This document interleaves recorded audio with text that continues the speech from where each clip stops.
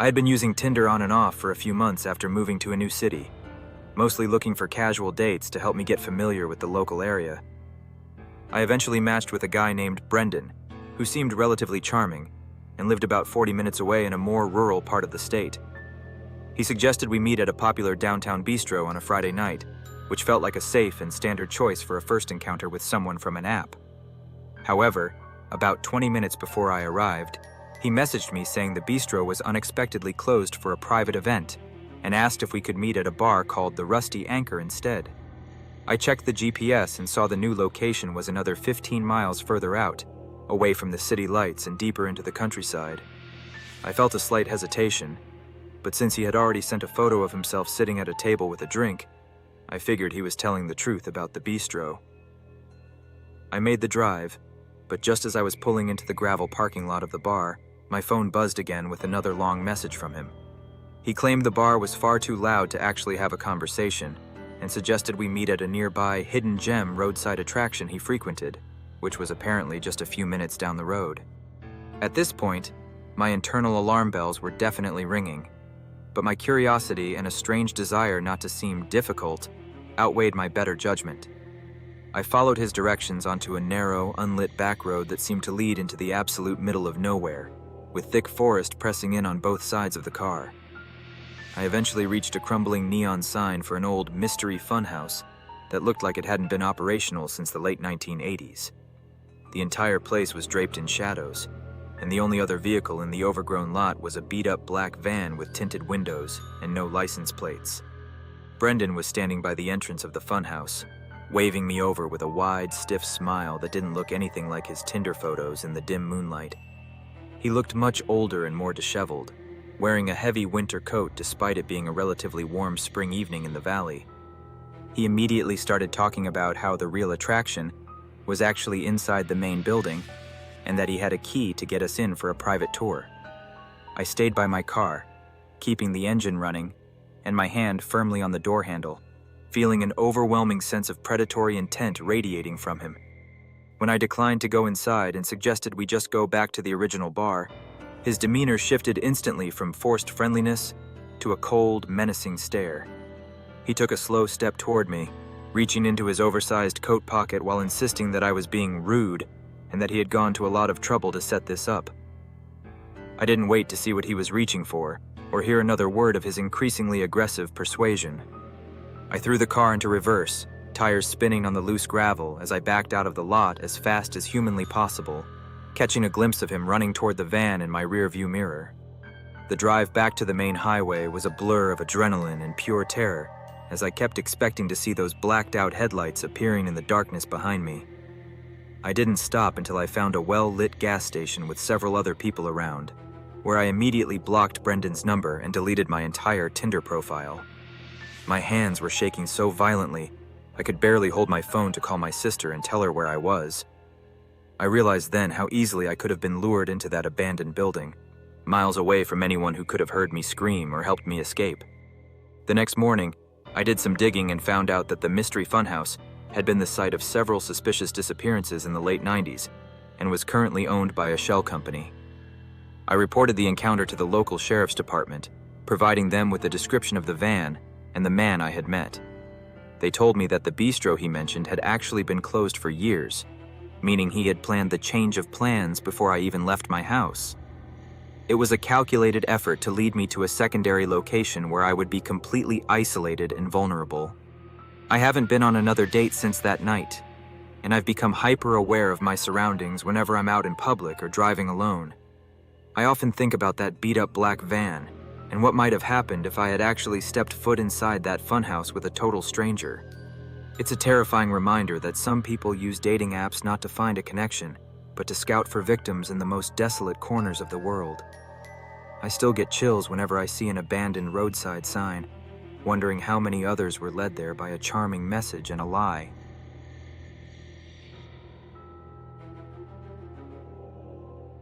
I've been a collector of antique furniture for years, frequently scouring Facebook Marketplace for unique pieces that have a bit of history or character to them.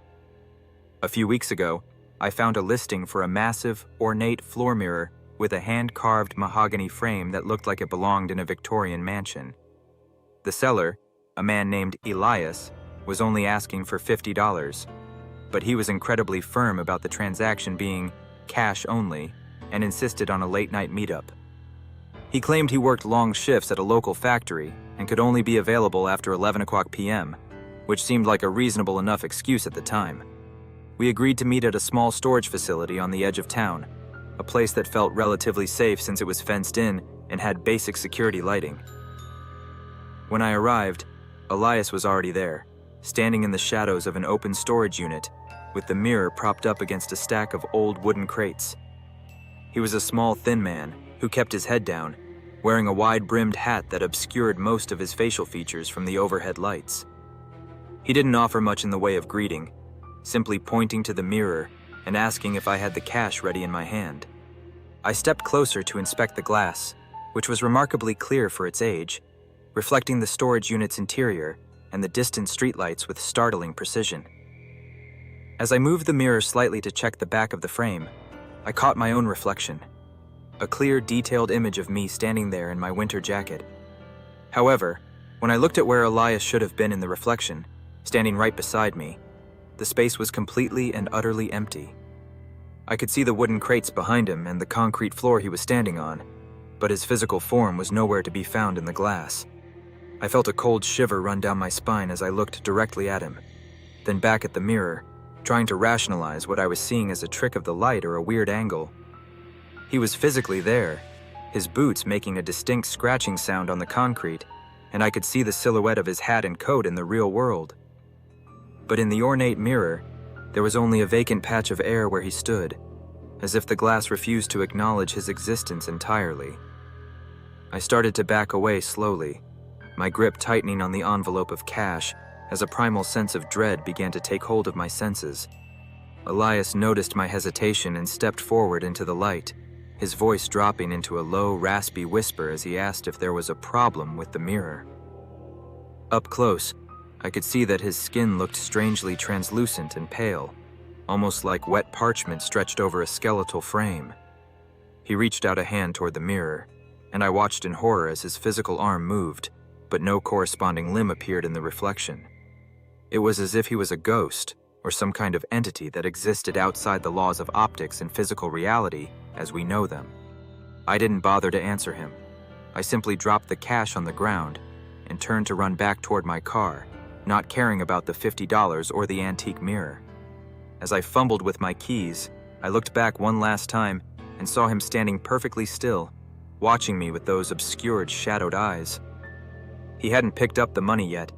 He was just staring at the mirror, his hand pressed against the glass that still wouldn't reflect a single inch of his body.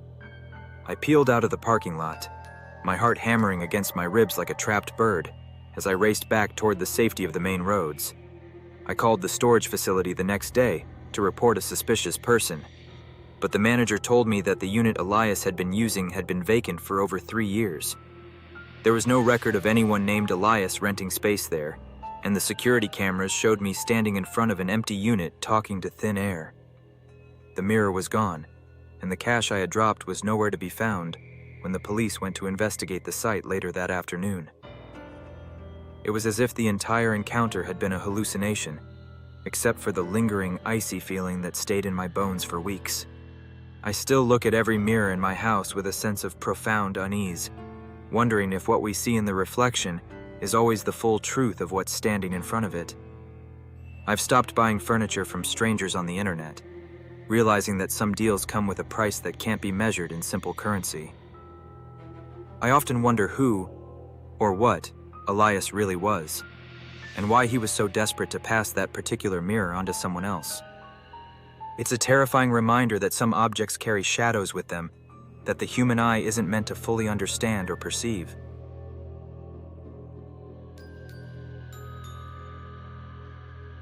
I've been a full-time content creator for about 3 years now, mostly focusing on late-night gaming and just chatting streams where I interact with my community for hours at a time. To keep the production value high, I have a multi-camera setup in my home office, including a high-end DSLR for my main face cam and a couple of secondary webcams for different angles. I've always been a bit of a tech geek, so I'm constantly tweaking the software and ensuring that every cable is perfectly managed to to avoid any technical glitches during a live broadcast.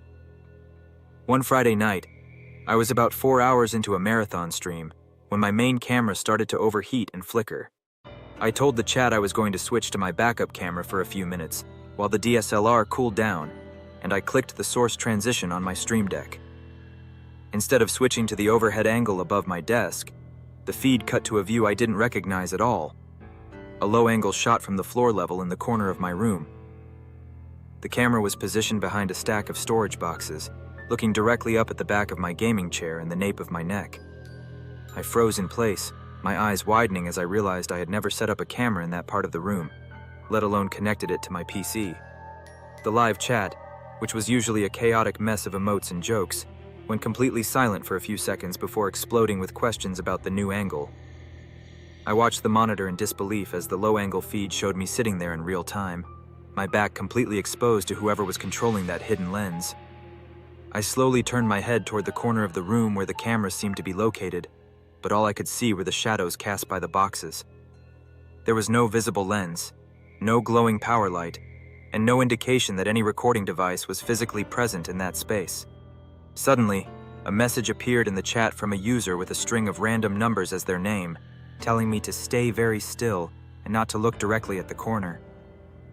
I felt a wave of nausea hit me as I realized the hidden camera was being operated remotely through my own streaming software, bypassing my security firewalls.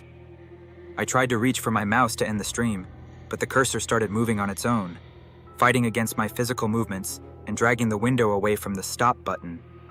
It was as if someone else had full administrative control over my entire computer system and was using it to toy with me live. The low-angle camera feed then did something that made my blood run cold. It started to zoom in slowly, focusing on the small gap between my chair and the desk.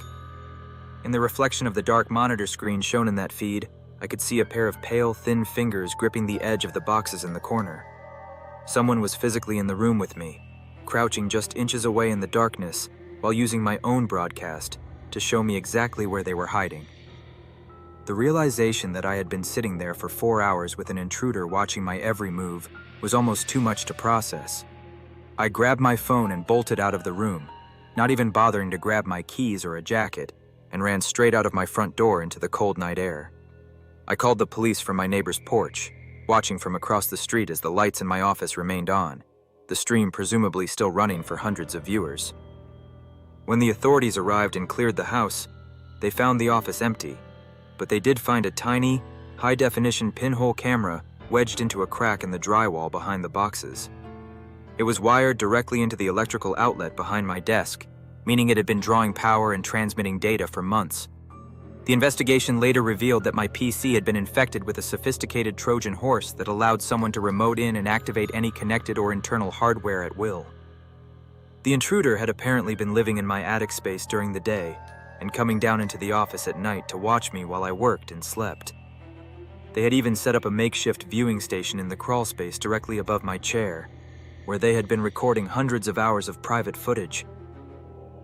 The police never caught the person responsible, as they had disappeared through a small access hatch in the ceiling before the officers arrived.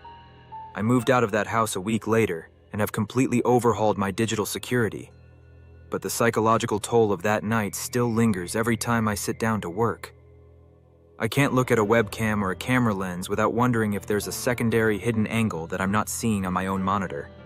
I've stopped doing live streams entirely, unable to shake the feeling that thousands of eyes are watching me for reasons that have nothing to do with entertainment.